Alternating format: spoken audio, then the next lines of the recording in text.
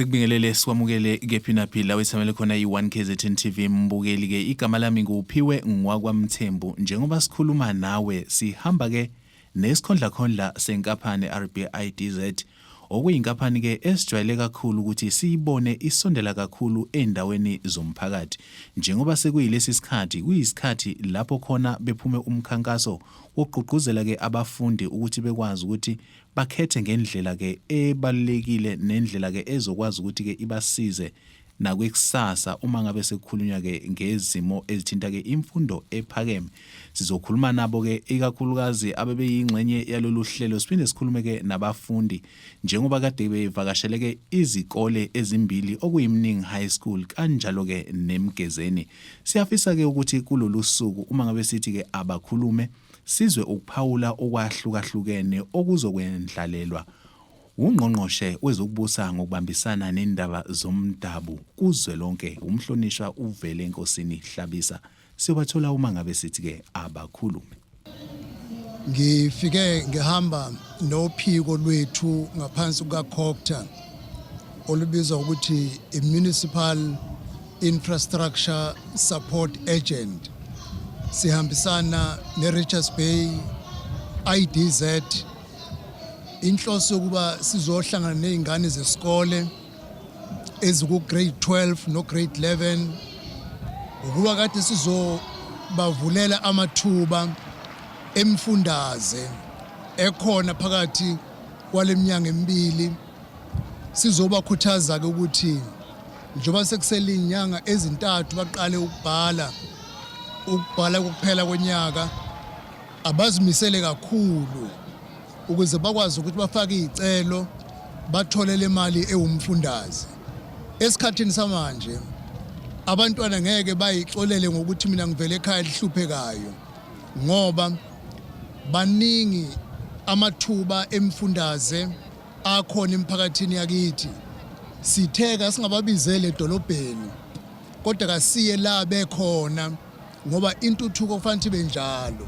Amalami nguNompilo Sibongo Wakhoza ngithanda ukusho ukuthi ngalento eyenzekile simningi high school isiqhuquzela ekutheni thina ingane sikwazi ukuthi sikwazi ukufeza amaphupho ethu futhi sikwazi ukufinyelela ukuthi nathi su grade 11 sikwazi ukufinyelela ukuthi sikwazi nathi ukuya ka matric nanokuthi siqhuquzela kakhulu ukuthi sikwazi ukuyibona ukuthi kubaluleke kangakanani ukuthi uze ufike ebangeni lokuba umatikuletsheni. Ngithanda ukubonga kakhulu kothisha bethu abasinikelele ithuba lokuthi sikwazi ukuyiveza mayelana nemfundo yethu kanye bephakamise nesikole sethu. Igama lami nguMandisa Shando. Kuyangijabulisa kakhulu ukubona nje ukuthi nomningi khona phakathi kwaleli khaya.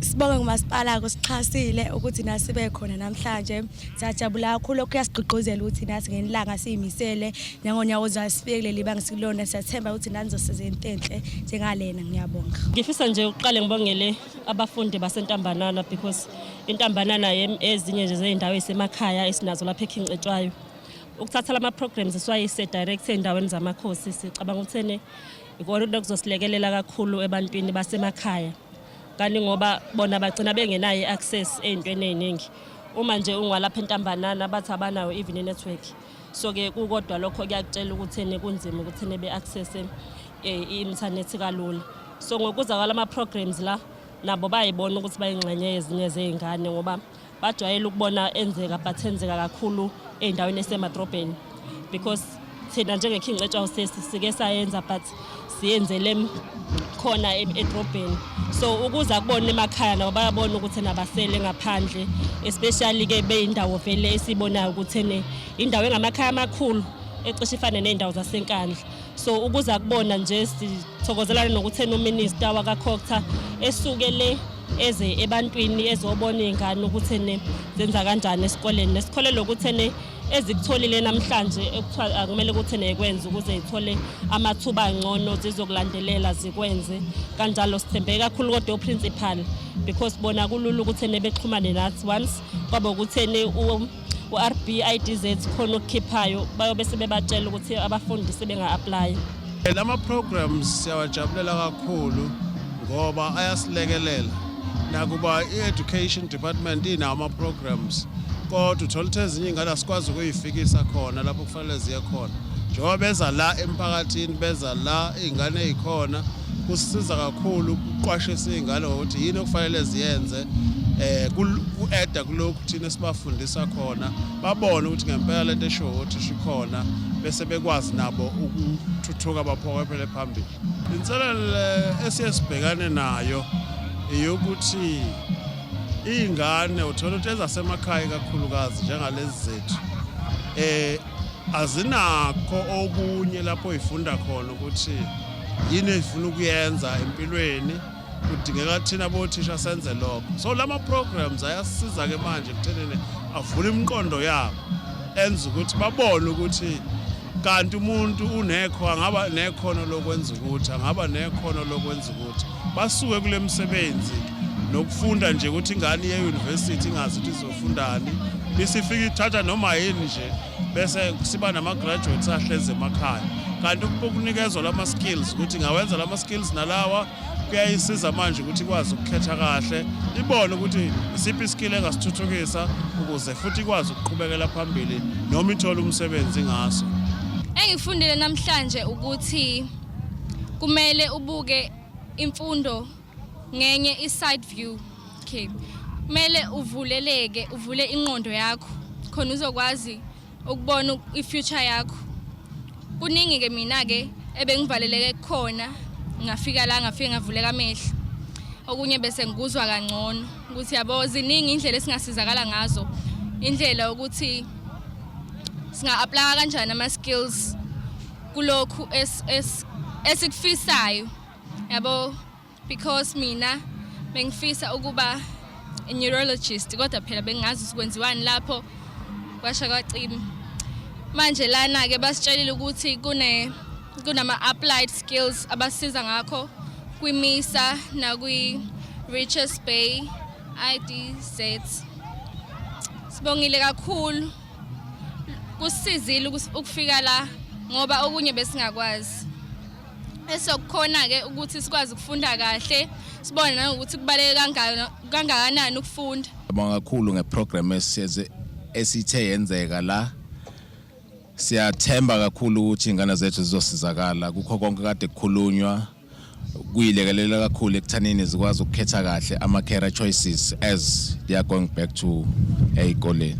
Indawo sakhe esiyakhele indawo yasemakhaya number 1. Number 2 ama challenges asiba nawo nje ukuthi ama-programs anjengalawa anabantu abamkantshubomvu kanje ayimvela kancane. Siyabonga kakhulu, siyaqonda, siyathemba futhi ukuthi kuba motivateile kuzobasiza kakhulu ekuthanini ba-achieve ama-goals wabo baphumelele as bekukhulunywa. Okubaleka kakhulu namhlanje ukubona sisendaweni esikweni yasemakhaya ukusharisha information esinayo kuma programs ethu esiwenzayo kodwa okubalekile i-partnership esinayo neMISA ngoba ethi philosophy njenge-RBIDZ ukuthi kuningi esingakwenza kube impumelelo uma sibambisene namanye ama-institutions. So iMISA is one of ama-partners ethu esisebenza nawo kule program le ebonisa ama-opportunities akhona ikakhulukazi for ama-matriculants asezongena manje kwelinye izinga lemfundo ukuthi bazi phela ukuthi nabangayenza emveni kwalokho. I-IDZ-ke as you will know inama-programs that are very strategic for students aqeda matric in terms of bursaries, in terms of learnerships, in terms of internships, but also very importantly also in terms of placement. Our role is to attract investment in our zone, but beyond that is to then make sure we create job opportunities for students through skilling processes. Industrialization can never happen in our country if we don't have our students being provided with relevant skills that talk to the industry that we have. We are suffering with a mismatch of skills with a lot of graduates sitting at home because some skills are not relevant into the market and the industries that we work within, in particular at Richards Bay IDZ. So we are here to share that information and empower our students to get ready for their future through this program. Saphinde sathi ithuba njengabazali ukukhuluma nezingane zethu ukuyixwayisa ngophuzo nokubhenywayo okudakisanayo. Sakhuluma futhi nanokuthi izingane zamantombazane zizigcine zingagcini ziyindawo yokudlalela abafana ngoba bangamagugu esizwe uma bezimbandakanya nophuzo bengabesifazane angeke sibe nabo omama abaqotho bakusasa ngoba isikhathi esiningi intombazane ma iphuzisa utshwala ike ivuke la engazi ukuthi ifike kanjani khona besibaqwashisa ukuthi njengoba ngabantwana besikole abayiqoqe baye kufunda emazingeni emfundo ephakeme bese ke beqhubeka nempilo bezothuthukisa imindeni yabo. Kungijabulisile kokuqala nje ukuthi izingane lezi zalezi ikole ezimbili uMgezeni noMningi izinga lenhlonipho liphezulu kodwa kungihlabe kakhulu umxhwele indlela eziqoke ngayo umfaniswane. Izingane ezikwazi ukugqoka umfaniswane zonke zenza kungabikho umntwana obandlululekayo ukuthi usuke ekhaya elimpofu ngesikhathi besuke emakhaya ami kahle abanye ngoba iuniform ibenza befane bonke futhi iuniform yenza kube nediscipline. Kuzikhombisile lokhu la ngoba usuku lonke sihlangene nabo ibingekho inkinga yokukhuza izingane ezicaluzayo ezingena ziphuma, ibingekho inkinga yokuthi kukhuzwe izingane ezibanga umsindo, bezilalele futhi zikhombisile noma sezibuzwa ukuthi bekhulunywa ngani ukuthi beyilalele ngempela zizizwile iziyalo futhi zayibophezela ukuthi zizohamba ziyofunda kanzima ukuze kwazi ukuthola umfundaze uma sekuphumela yabo ekupheleni konyaka. Mbukeli-ke kuyezwakala, mbukeli-ke kuyacaca, mbukeli-ke abafundi balithakasele kakhulu lolu hlelo kuzwakala ngendlela-ke ababeka ngayo izimvo zabo esithemba ukuthi-ke ngempela kuyobalekelela kakhulu ukusebenzisana nenkampani efana ne-RBIDZ eqhubeka-ke nokwenza-ke lo msebenzi ebingaqali futhi-ke ingagcini njengoba sazoyibona nakwezinye iy'ndawo iqhubeka-ke ithuthukisa iy'ndawo zasemakhaya, iqhubeka ilekelela isiza abafundi ukuthi bakhethe ngendlela-ke elungile ezobasiza nangokuzayo, ikakhulukazi-ke abafundi bebanga le-10 nabafundi bebanga le-12. Siliguqisa kanjalo-ke uhlelo besithi abakhulume. Igama lami nguphiwe ngwakwamthembu uncedi inyoni encane yasha amaphiko yandiza. Ngivumelene ngiguqe esigoqeni sonke siyothi sukuma kube kusoluzayo inkosi inibusisa.